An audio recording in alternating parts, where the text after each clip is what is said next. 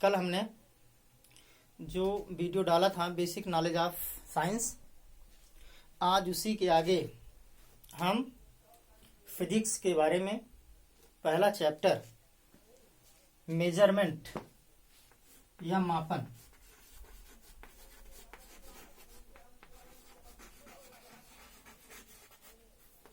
ये आज शुरुआत मैं कर रहा हूं।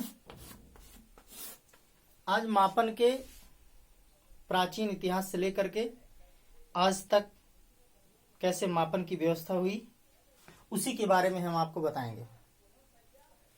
देखिए, प्राचीन काल से लेकर अब तक दो स्थानों के बीच की दूरी या भवन निर्माण आदि के बारे में मापन का प्रयोग होता रहा है। अगर जैसे हम उदाहरण तौर पर ले कि सिंधु की सभ्यता में आपने सुना होगा कि जो भी भवन बने थे या सड़कें निकली थी वो 90 अंश के कोण पर निकली थी। अगर उनको माप के बारे में ना मालूम होता तो 90 अंश के कोण पर न निकालते। अब ये हम जानते हैं कि आदिकाल से ही मापन का प्रयोग होता चला आ रहा है। मापन में सबसे प्राचीन लंबाई का मात्रक है क्यूबिट। ये प्रश्न बहुत आता है कि सबसे प्राचीन लंबाई का मात्रक क्या है? क्यूबिट। क्यूबिट कहाँ का मात्रक है? मिस्र की मेसोपोटामिया की सभ्यता आपने सुना होगा। मिस्र में एक मेसोपोटामिया की सभ्यता थी, उसमें क्यूबिट नामक लंबाई के मात्रक का प्रयोग हुआ। और लंबाई का मात्रक क्या था? लंबाई के मात्रक ये था कि एक क्यूबिट बराबर था 552.3 सेंटीमीटर अथवा 52.4 सेंटीमीटर। इसका मतलब क्या है कि राजा के अग्रभुजा, अग्रभुजा माने आगे का जो हाथ होता है, उसी भुजा के लंबाई के बराबर की माप थी, चाहे 52.3 या 52.4 सेंटीमीटर की जो अग्रभुजा की लंबाई के बराबर की माप थी। आजकल भी या कभी आपने ये सुना होगा, पुराने बुजुर्ग या कुछ बोलते हैं कि 10 हाथ मेरा है, 2 हाथ मेरा है, 5 हाथ उनका है। किस लिए बोलते हैं? कि उस समय क्या मात्रक था कि राजा का जो आगे वाली भुजा थी उसी की लंबाई के बराबर लंबाई का मात्रक माना जाता था। अब ये पहला प्रश्न हो गया कि सबसे पुराना लंबाई का मात्रक क्या है? क्यूबिट। एक क्यूबिट बराबर 52.3 सेंटीमीटर अथवा 52.4 सेंटीमीटर। एक चीज और प्रश्न आता है, सबसे शुद्ध मात्रक लंबाई का क्या था पुराने समय में? सबसे शुद्ध मात्रक क्या था? कहाँ का मिला? सबसे शुद्ध मात्रक भारत के एक सभ्यता निकली थी, सिंध की सभ्यता। वहां का राज्य एक था गुजरात। गुजरात में एक स्थान था लोथल। लोथल में सबसे शुद्ध मात्रक निकला था। वो मात्रक क्या कर सकता था लंबाई का कि 1.704 सेंटीमीटर तक यथार्थता की दूरी माप सकता था। अर्थात इतनी कम से कम दूरी माप सकता था। माने लंबाई का सबसे शुद्धतम मात्रक लोथल में मिला। वो किसका बना था? हाथी के दांत का बना था। अब कितना था? 1.704 सेंटीमीटर तक कम से कम दूरी वह माप सकता था। जैसे अगर मीटर की पैमाना हो, मीटर के पैमाने पर सबसे कम माप सकता क्या? 1 मिलीमीटर। 1 मिलीमीटर से कम मात्रक मीटर स्केल नहीं माप सकता है।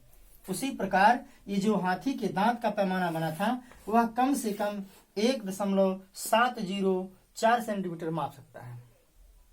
अब देखिए, सबसे ज्यादा व्यापार करने के लिए यूरोप महाद्वीप सबसे प्रसिद्ध है। यूरोप के जो देशवासी थे वो सबसे ज्यादा व्यापार करते थे।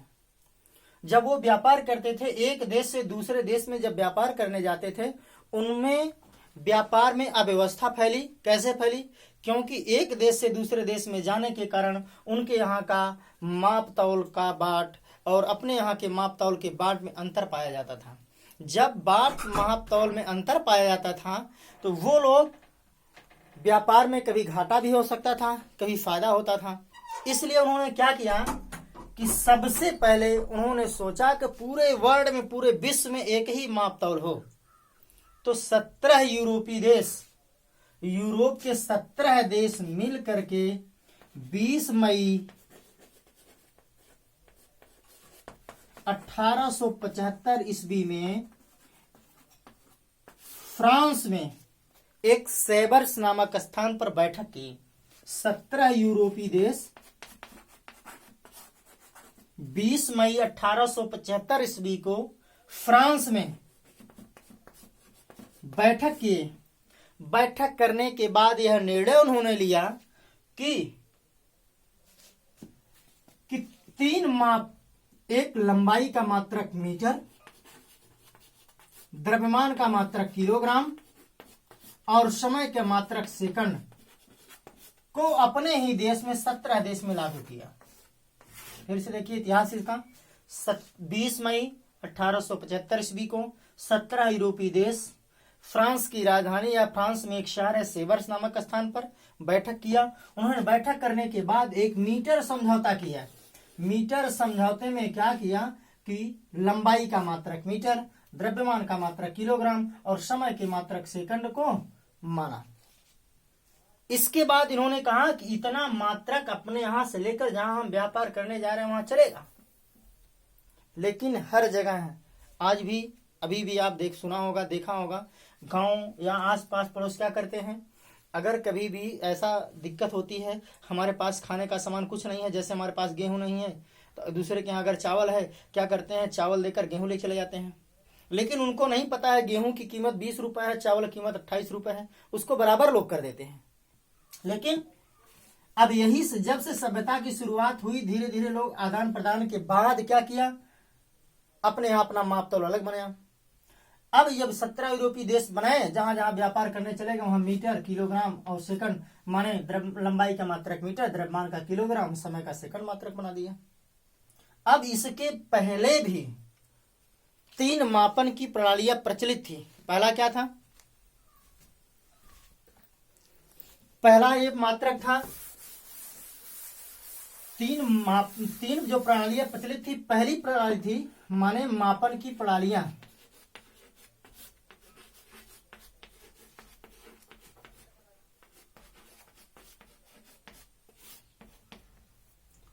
पहली प्रणाली थी MKS सिस्टम। दूसरी प्रणाली परिचित हुई CGS सिस्टम।